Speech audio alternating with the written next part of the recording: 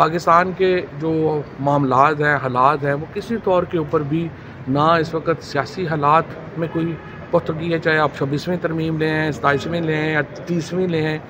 جب تک آپ عمران خان کی سیاسی اہمیت کو تسلیم نہیں کرتے،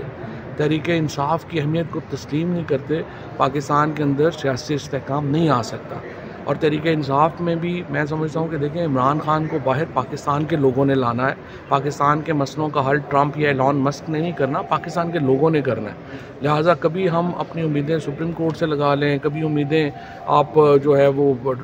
امریکہ سے لگا لیں، ادھر سے لگا لیں، یہ بھی درست نہیں ہے۔ پاکستان کے لوگوں کو اس وقت جو یہ حکومت اس وقت تک اگر قائم ہے تو اس کی وجہ یہ ہے کہ تحریک انصاف سے انصاف یا انقلاب مینیج نہیں ہو رہا، اور حکومت سے کا پرابلم یہ ہے کہ ان سے عمران خان مینیج نہیں ہو رہا، اور اس لیے پاکستان ایک سیاسی طور کے اوپر ایک بہت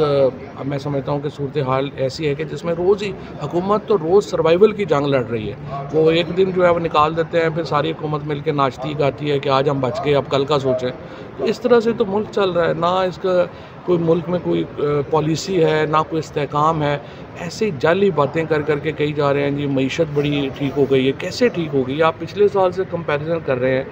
اس سے آپ نے کہا یہ 1% بہتر ہو گیا تو ٹھیک ہو گیا، یہ اس طرح نہیں ہوگا، یہ کسی وقت پھر گر جائے گا سارا معاملہ۔ اور میرے خیال میں سیاسی استحکام کے لیے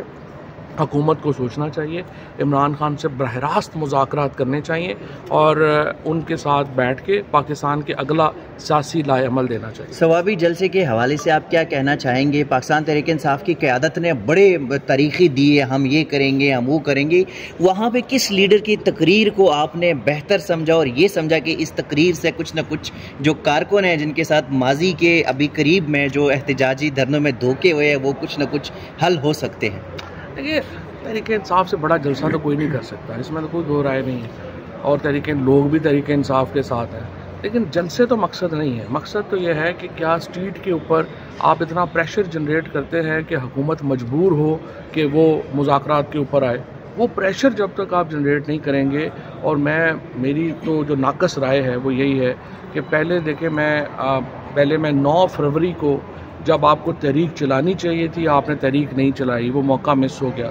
بعد میں الائنس آپ سے اب تک جو ہے وہ جو نہیں ہو رہا وہ بہت بڑی میں سمجھتا ہوں ناکامی ہے، جو الائنس ہر صورت میں اپوزیشن کا ہونا چاہیے تھا۔ اور تیسرا دیکھیں اب میری نظر میں غلط ہو سکتا ہوں، لیکن میری نظر میں جب تک عمران خان کی اپنی فیملی یہ ذمہ داری سر پہ نہیں اٹھائے گی، کارکن نہیں جڑیں گے ساتھ، اور لوگوں کو ساتھ جڑنے کے لیے بشرا بی بی کو، ان کی فیملی کو، خان صاحب کی فیملی ہیں، بہنیں ہیں، ان کو جو ہے اپنا رول ادا کرنا پڑے گا۔ باقی دیکھیں کیپیسٹی نہیں ہے کسی میں بھی کہ وہ لوگوں کو ساتھ جوڑ سکے۔ اچھا پٹیالہ جیل سے ایک پیغام آیا تھا کہ فواد چودھری صاحب جو تنقید کر رہے ہیں وہ ہاتھ ہولا رکھیں، تو سر پھر بھی آپ نے ہاتھ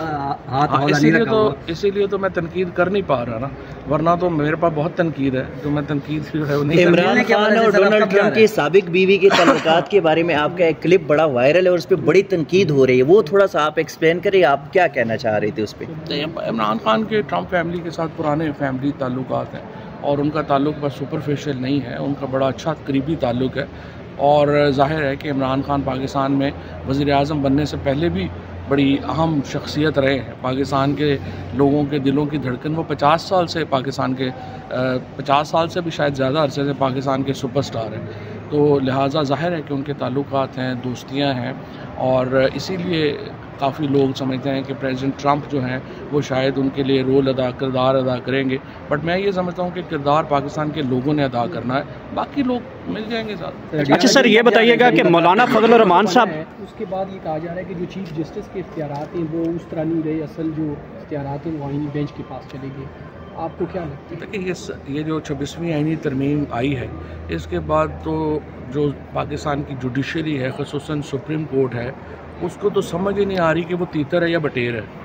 آپ جو چیف جسٹس پاکستان جو سب سے بڑا عہدہ ہے، اس کو اختیار ہی نہیں ہے کہ وہ آئین کی انٹرپریٹیشن کے کیس سن سکے، اور جو دوسرا جونیئر موسٹ جج ہے جس نے زندگی میں کبھی آئین کی کوئی کیس جو ہے وہ نہیں سنا، وہ کہہ رہے ہیں کہ جی وہ آئین کا کیس سنے گا۔ اب حکومت کا نظام انہوں نے 26ویں آئینی ترمیم میں یہ بنایا ہے کہ جی یہ جو حکومت کے مقدمے ہوں گے حکومت وہ بینچ بنائے گی، اور حکومت کے مقدمے اس بینچ میں جائیں گے جو حکومت نے بنایا ہو۔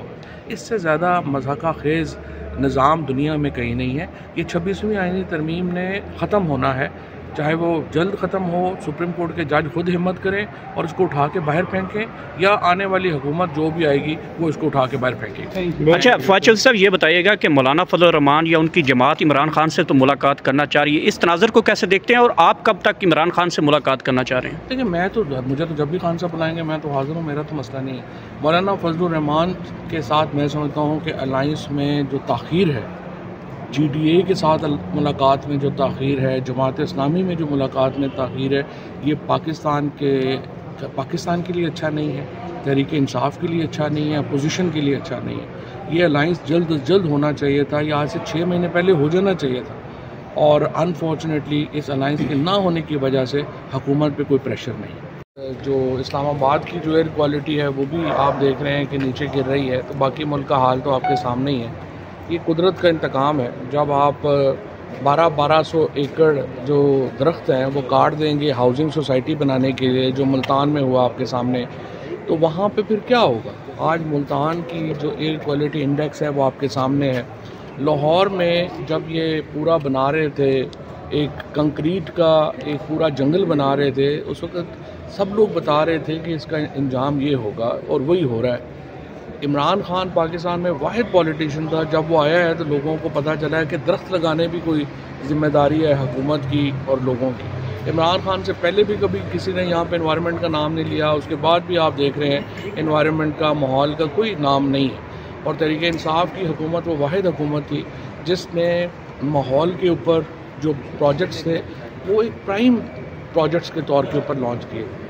چاہے وہ بلین ٹری سونامی کے ہوں، چاہے وہ باقی ماحولیاتی آلودگی کے ہوں. تو اب انفارچونیٹلی جب وزیر اعظم، وزیر اعلیٰ، انہوں نے جا کے جو ہے وہ جنیوا رہنا ہو اور پاکستان کے ماحول سے انہیں دلچسپی نہ ہو، اور یہاں پہ صرف کنکریٹ کے جنگل بنا کے پیسے کمانا مقصد ہو، تو یہی ہونا ہے. اور بڑی جلدی آپ دیکھیں گے کہ جو پاکستان کے شہر ہیں یہ لیویبل ہی نہیں رہیں گے، یہاں پہ آپ رہ ہی نہیں سکیں گے جس قسم کی پلاننگ جو ہے یہ کر رہے ہیں. آپ نے لاہور کے حالات اس لیے ہیں کہ دیکھیں وہاں پہ جو نگران حکومت تھی، تقریباً اربہ روپے کی کنسٹرکشن وہاں پہ کی گئی بغیر اس کی ماحولیاتی کسی امپیکٹ کے کرتے ہوئے. اس کے بعد آ کے اس سے پہلے شہباز شریف بھی یہی کر رہا تھا، مریم بھی یہی کر رہی تھی. تو ظاہر ہے کسی نے ماحول کے اوپر توجہ نہیں دی، اور آج پاکستان کے یہ حالات ہیں. اور اس کے اوپر توجہ دیے بغیر ظاہر ہے کہ وہ اب کچھ نہیں سکتا. ٹائم بھی بڑا تھوڑا ہے. چودھری صاحب یہ بتائیے کہ اس لیے آج جو ہے دوسرا میں نے آج لاہور میں یہ رائٹ ٹو انفارمیشن ایکٹ کے تحت درخواست دی ہے کہ ہمیں بتایا جائے کہ مریم نواز جو ہیں جب جنیوا جو خصوصی جہاز کے اوپر گئی ہیں اس کی کس نے اس کے پیسے دیے؟ کیا وہ حکومت پنجاب نے دیے ہیں، پاکستان ایئر فورس نے دیے ہیں، کسی پرائیویٹ آدمی نے دیے ہیں؟ وہ پاکستان کے لوگوں کا اور پنجاب کے لوگوں کا بالخصوص یہ حق ہے کہ ہمیں پتہ چلے کہ ان کے ٹریول ایکسپینسز کون اٹھا رہا ہے. پھر وہاں پہ جس طریقے سے یہ لوگ وہاں پہ پارٹی کر رہے ہیں اس کے ایکسپینسز کون اٹھا رہا ہے. سو وہ ہم نے آج رائٹ ٹو انفارمیشن ایکٹ کے تحت یہ اپلیکیشن دی ہے.